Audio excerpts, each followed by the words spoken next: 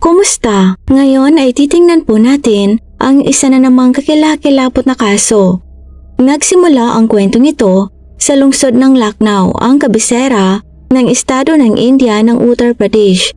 Ang petsa ay February 12, 2022 at sa oras na yon, panahon ng taglamig sa buong India. Sa gabing yon, pauwi na ang 28 years old na policewoman na si Ruchi Chauhan na nagtatrabaho sa Lucknow Police Headquarters. Nakatira si Ruchi sa isang inuupahang bahay sa isang lokalidad na tinatawag na Arjunganj sa Lucknow. Gayunpaman, siya ay orihinal na mula sa ibang lungsod sa Uttar Pradesh sa Bijnor, kung saan nakatira ang kanyang mga magulang, kapatid na lalaki at hipag. Pagkatapos ng kanyang shift sa headquarters ng pulisya, sumakay si Ruchi ng taxi papunta sa kanyang inuupahang bahay.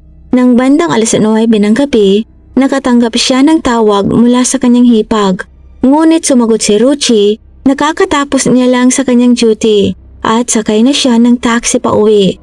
Saka sinabi sa hipag na tatawagan niya na lamang ito pag nakauwi na siya ng bahay. May mahalaga kasing ipapagawa ang kanyang hipag sa kanya, kaya gusto siya nitong makausap. Lumipas ang isang oras at hindi pa rin tumatawag si Ruchi sa kanya, kaya naman tinawagan niya ulit ito. Ngunit sa pagkakataong ito, naka-off ang mobile phone ni Ruchi. Naisip niyang baka naging napakaabala ng buong araw ni Ruchi at nakatulog na dahil sa pagod at nakalimutang tumawag sa kanya. Kinabukasan, February 13, 2022, araw ng linggo, at kadalasan tuwing linggo ay walang pasok si Ruchi. Kaya naisip ng kanyang hipag na baka day off nito ngayon. Kaya naman tinawagan niya ulit ito mga alas 8 ng umaga, pero naka-off pa rin ang mobile phone ni Ruchi. Sa puntong ito, naisip ng kanyang hipag na baka tulog pa rin si Ruchi dahil wala naman itong pasok. Kaya muli niya itong tinawagan mga alas 10 ng umaga. Pero ganun pa rin, naka-off pa rin ang mobile phone ni Ruchi. At dito na nga nagsimulang mag-alala ang kanyang hipag. May telephone number siya sa isa sa mga kaibigan ni Ruchi. Isa ring policewoman na nakadestino sa parehong istasyon ng pulisya gaya ni Ruchi. Tinawagan ito ng kanyang hipag upang magtanong tungkol kay Ruchi. Bilang tugon, sinabi nitong dahil sa halalan, pareho silang naatasan ni Ruchi na sa headquarters ang duty at kailangan nilang pumasok kahit araw ng linggo. Pero ngayong araw na ito, hindi umano pumasok si Ruchi na hindi pa nito nagawa noon. At kung kailangan umano ni Ruchi na lumipan para sa mahalagang bagay, palagi umano itong nagsusumiti ng leave application. Nang marinig ito, nag-alala ang hipag ni Ruchi at nakiusap sa kasamahan ni Ruchi kung pwede nitong mapuntahan ang kanyang hipag sa inuupahan nitong apartment. Bilang tugon, sinabi nitong pagkatapos ng kanyang shift ay pupuntahan niya si Ruchi. Nang gabing yon, pagkatapos ng kanyang shift, umalis ang kaibigan ni Ruchi sa police headquarters at pumunta sa Arjunganj kung saan nakatira si Ruchi. Ngunit pagdating niya sa inuupahang bahay nito, nakita niyang nakalakang pinto. Tinanong niya ang may-ari tungkol kay Ruchi at sinabi nito sa kanya na hindi pa nakakauwi si Ruchi simula noong gabi ng February 12. Idinagdag rin ng may-ari na baka umuwi si Ruchi sa Bijnor upang bisitahin ang kanyang mga magulang dahil madalas naman umano itong umuwi tuwing mayroon itong day off. Gayunpaman, ikinagulat ito ng kaibigan ni Ruchi dahil sa eleksyon, hindi nabigyan ng day off si Ruchi at hindi pa rin ito nakakauwi sa kanila. Karaniwang ring tumatagal ng 9 na oras ang biyahe mula Lucknow hanggang Bijnor City. Kaya tinawagan nito ang hipag ni Ruchi at sinabing naroon siya ngayon sa inuupahang bahay ni Ruchi. Ngunit nakalakang pinto at ayon sa may-ari, hindi pa umano nakakauwi si Ruchi simula noong gabi ng February 12. Nag-aalala, ipinaalam ng hipag ni Ruchi sa kanyang pamilya ang tungkol sa pagkawala nito. Bilang resulta, noong February 14, ang buong pamilya ni Ruchi ay pumunta sa Lucknow upang maghanap sa kanya at nakipagkita na rin sila sa policewoman na kaibigan ni Ruchi. Sa ngayon, ang mga taong ito ay dapat na formal nang nagsampa ng reklamo ng nawawalang tao para kay Policewoman Ruchi Chauhan, pero hindi nila ginawa. Sa halip sa panahong ito, ang isa sa mga kasamahan ni Ruchi ay nagpost ng missing person photo ni Ruchi sa WhatsApp at Facebook noong gabi ng February 14 na humihiling sa mga tao na tumulong maghanap sa Policewoman na si Ruchi Chauhan. Mabilis na nag-viral sa Facebook ang post na ito at pagsapit ng February 15, nakarating na ito sa ilang matataas na opisyal ng pulisya. Gayunpaman, pagkatapos makita ang post, ang mga matataas na opisyal ay labis na nadismaya dahil lubhang nadungisan ng post na ito ang reputasyon ng kanilang departamento. Ang issue ay nasa halip na hanapin mismo ang kanilang kasamahan, hinihiling ng isang pulis ang pangkalahatang publiko na tumulong sa paghahanap kay Ruchi. Bilang isang public servant, ang nasabing babaeng pulis ay lumabag din sa ilang mga patakaran. Kaya dahil sa paglabag sa mga patakarang ito, binigyan siya ng warning sa ilalim ng aksyong pandisiplina. Pagkatapos nito, opisyal na nagsampa ng reklamong nawawalang tao ang pamilya ni Ruchi sa isang istasyon ng pulisya noong February 15, 2022. Ngunit dahil sa halalan, sobrang abala ang mga pulis at hindi na imbestigahan ng maayos ang kaso ng nawawalang tao. Lumipas pa ang 2 araw at noong gabi ng February 17, isang tawag ang dumating sa control room ng pulisya. Isang hindi kilalang tao ang nagulat na nakakita sila ng isang katawang lumulutang sa maruming kanal. Nang matanggap ang impormasyong ito, ipinaalam ito ng control room sa lahat ng kalapit na istasyon ng pulisya. Mabilis na dumating ang mga pulis sa lokasyong ibinigay ng tumawag at nang makita nila ang labi, katawan pala ito ng babae.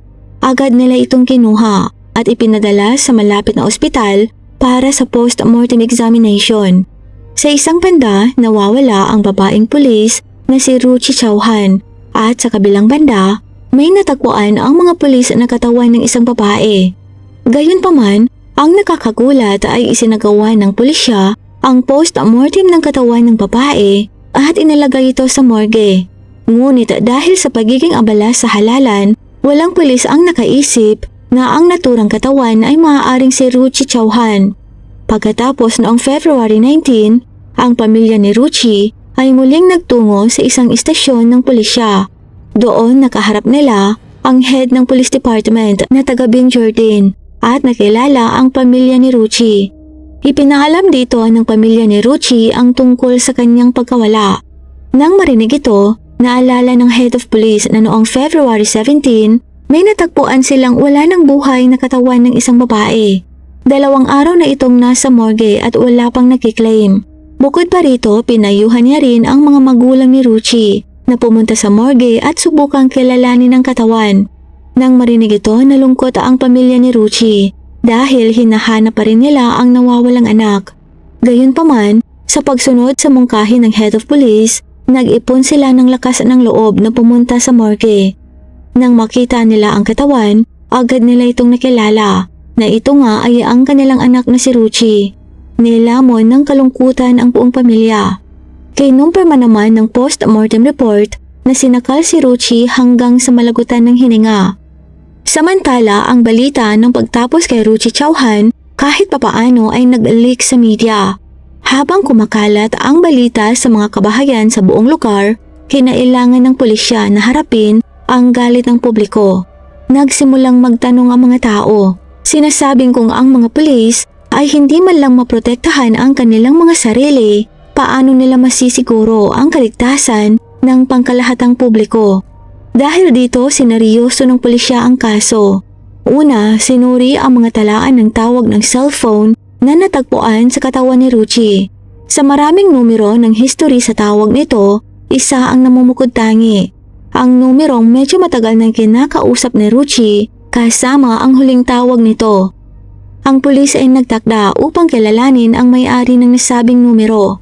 Sa lalong madaling panahon, natuklasan nila na ito ay nakarehestro sa isang lalaking nagngangalang Padme Srivastava, isang revenue officer na nakatira sa Pratapgarh District, mga 103 miles mula sa Lucknow. Dahil sa ang huling tawag ni Ruchi ay kay Padmish, naniniwala ang pulisya na maaaring may hawak itong mahalagang impormasyon tungkol sa pagkawala at pagtapos kay Ruchi. Ngayon, ang police commissioner ay agad na nagpasya na ang isang police team ay ipapadala sa Pratapgarh upang hulihin si Padmish. February 20, bandang 12:30 ng madaling araw, ang pangkat ng pulisya ay umalis mula Lucknow patungo sa Pratapgarh at nakarating doon ng alas 4 ng madaling araw. Dito nakatanggap ang pulisya ng impormasyon mula sa lokal na pulisya na ang revenue officer na si Padmish Srivastava ay nananatili sa isang transit hostel. Matapos itong malaman, ang mga grupo ng pulisya mula Lucknow at Pratapgarh ay tumungo sa tinutuluyan ni Padmish. Mga alas 5 na ng umaga sila nakarating. Inaresto ng pulisya si Padmish sa kanyang tinutuluyan at dinala ng direkta sa Lucknow. Pagkatapos nagsimula ang interogasyon kay Padmish. Sa panahon na iyon, inamin niya na kilala niya si Ruchi Chauhan.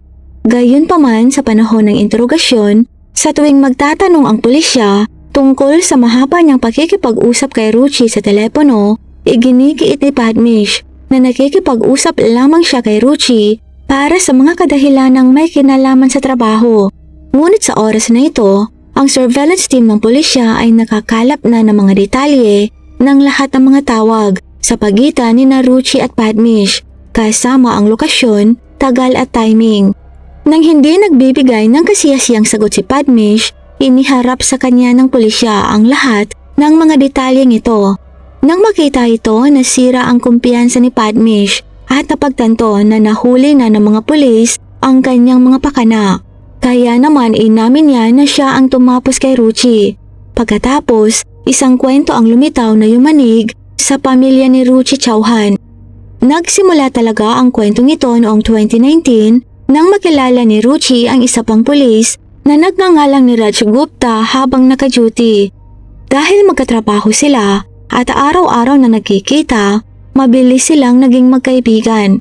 Unti-unting nauwi sa pagmamahalan ang pagkakaibigang ito at kalaunan ay nagdesisyon silang dalawa na magpakasal. Kaya ipinaalam nila sa kanilang mga pamilya ang tungkol sa kanilang relasyon. Nagkataon namang mabilis na pumayag ang magkabilang pamilya sa kasal at noong 2019, ikinasal nga ang dalawa. Pagkatapos ng kasal, ilang araw silang magkasama. Ngunit hindi nagtagal, pareho silang inilipat sa magkaibang lokasyon. Ngayon, maaari lang silang magkita sa kanilang mga araw na walang pasok, pero araw-araw naman silang nag-uusap sa pamamagitan ng mga regular na tawag o mga video calls. Sa panahong ito, napaka-aktibo ni Ruchi sa Facebook at dito na nga nakilala at naging kaibigan si Padmish Srivastava. Di nagtagal ay nagsimula na silang mag-chat na kalaunan ay nagpalitan na ng numero. Sa huli, nagsimula silang magtawagan sa halip na magpalitan ng mga mensahe. At minsan nakikipagkita si Ruchi kay Padmish o kaya naman binibisita siya ni Padmish sa Lucknow. Sa paglipas ng panahon, naging malapit sila sa isa't isa at kalaunan ay nagsimula ng bawal na relasyon na humantong sa pagpapasya nilang magpakasal. Samantala, isang araw, ang asawa ni Ruchi na si Niraj ay nagsimulang maghinalang may relasyon sina Ruchi at Padmish dahil si Padmish ay palaging nag-iiwan ng mga papuring komento sa mga posts ni Ruchi sa Facebook. Ito ay humantong sa isang pagtatalo sa pagitan ni Ruchi at Niraj. Pagkatapos nito, ipinaalam ni Ruchi kay Padmish na alam na ng kanyang asawa ang tungkol sa kanilang relasyon. Bilang tugon, sinabi ni Padmish kay Ruchi na dapat niyang hiwalayan si Niraj at sabihin dito na kung hindi siya bibigyan ng diborsyo, magsasampa siya ng dowry at mga kaso ng karahasan sa tahanan laban sa kanya para siya makulong. Eksakto namang ginawa iyon ni Ruchi at pinagbantaan si Niraj. Dito naisip ni Niraj na pinakamahusay nang ituloy ang diborsyo dahil may mahal ng iba ang kanyang mahal na asawa. Pagkatapos makipag-usap sa isang abogado, inihanda ni Niraj ang mga papeles ng diborsyo at ibinigay ito kay Ruchi. Pagkatapos ng diborsyo, nakikipagkita na si Ruchi kay Padmish kahit kailan niya gusto at ang dalawa ay nag-renta pa ng isang silid kung saan sila nagsimulang magsama. Ngunit isang araw, Nakita ng isang lalaki sina Padmish at Ruchi na magkasama at agad nitong tinawagan ang asawa ni Padmish. Si Padmish ay kasal sa babaeng nagngangalang Pragati at mayroon silang mga anak. Matapos malaman ang pagtataksil ni Padmish, galit na galit si Pragati at si Padmish na nagpapanik, ipinagtapat ang lahat sa kanyang asawa. Pagkatapos ay binantaan ni Pragati si Padmish na naging dahilan upang simulan nitong lumayo kay Ruchi. Nang maramdaman ni Ruchi ang pagbabagong ito sa pag-uugali, tinanong niya si Padmish kung ano ang nangyayari. Dito na sinabi sa kanya ni Padmish na may asawa na siya at ngayon ay alam na ng kanyang asawa ang tungkol sa kanilang relasyon. Nagulat si Ruchi sa narinig dahil wala siyang ideya na may asawa na pala si Padmish at hiniwalayan niya ang kanyang asawang si Niraj dahil sa kanya. Ngayon sina Ruchi at Padmish ay nagsimula na ring magkaroon ng hindi pagkakaunawaan at sa isang punto sinabi ni Ruchi kay Padmish na tulad ng pagkikipaghiwalay niya kay Niraj para sa kanya, ngayon ay dapat nga ring hiwalayan ng kanyang asawa para maikasal na sila. Dagdag pa rito, binantaan ni Ruchi si Padmish na kung hindi nito hihiwalayan ang kanyang asawa, gagawa siya ng eksena sa labas ng bahay ng mga ito. Nang marinig ang mga katagang yon, nabalisa si Padmish at doon na siya nagsimulang magplano para iligpit si Ruchi. Pagkatapos nito, nang muling tawagan ni Ruchi si Padmish, sinabi sa kanya ni Padmish na magkita sila sa February 12 para pag-usapan ang kanilang kasal at pumayag naman si Ruchi. Dumating ang araw ng February 12 at pagkatapos ng trabaho sa gabi, si Padmish ay umalis patungo sa Lucknow sakay ng kanyang kotse kasama ang isang kaibigan.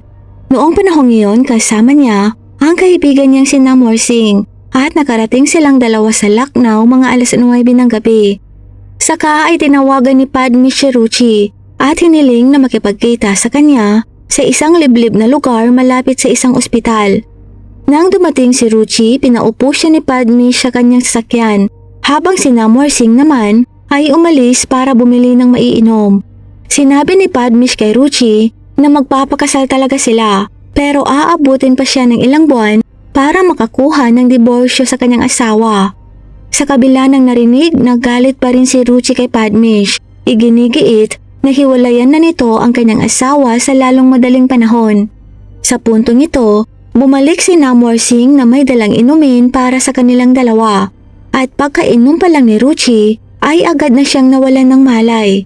Sa katunayan, ang pagpapatulog kay Ruchi ay bahagi rin ng plano ni Padmish at ang mga pampatulog ay inihalo sa inumin ni Ruchi para mawalan siya ng malay. Pagkatapos nito ayon sa plano, ngayon si Namwar Singh ay nagsimulang magmaneho ng kotse habang si Padmish ay nakaupo sa likurang upuan, sinasakal si Ruchi hanggang sa malagutan nito ng hininga. Saka ay inihinto ni Namwar Singh ang sasakyan malapit sa isang maruming kanal at itinapon nilang dalawa dito ang wala ng buhay na katawan ni Ruchi Chauhan. Pagkatapos ay umuwi na sila sa kanilang mga tahanan sa Pratapgarh.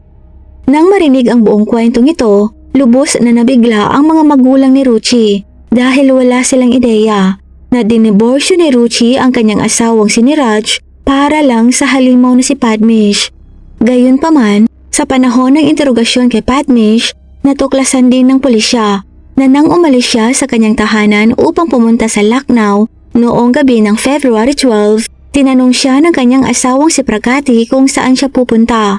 Bilang tugon, sinabi ni Padmish na ngayong gabing ito, lulutasin niya ang kanilang problema. Tatapusin na niya si Ruchi. Nang marinig ito, lubos na natuwa si Pragati. Pagkatapos ng pagpapahayag na ito, sina Padmish Srivastava, Pragati Srivastava at Namwar Singh lahat ay inaresto. Alam ni Pragati na tatapusin ng kanyang asawa si Ruchi, ngunit sa halip na pigilan si Padmish, lalo niya pa itong hinimok na gawin ang pagtapos kay Ruchi. Tinipon naman ng pulisya ang lahat ng ebidensya laban sa kanilang tatlo. Naghanda ng kaso at iniharap ito sa korte sa loob ng ilang araw. Sa kasamaang palad, ang kaso ay patuloy pa rin sa korte. Ngunit umaasa ang pamilya ni Ruchi na ang mga akusado ay mapaparusahan sa kanilang mga aksyon. Naniniwala rin ang marami na sa lupit ng katangian ng krimen, malaki ang posibilidad na makukulong ng mahabang panahon ang tatlong may pakana sa pagtapos sa babaeng pulis na si Ruchi Chauhan. Shoutout po kay Naloy Valiente, kay Bilog Maldita, kay Marlene Bautista from KSA, kay Glenda Kumawas from Manila, kay Nelly Lucero from Australia, kay Shinonaga Evelyn, at kay Lolita Dinoñez. At sa inyo pong lahat, maraming salamat po. Ito lang po para sa araw na ito. Salamat po sa panunood. Paalam!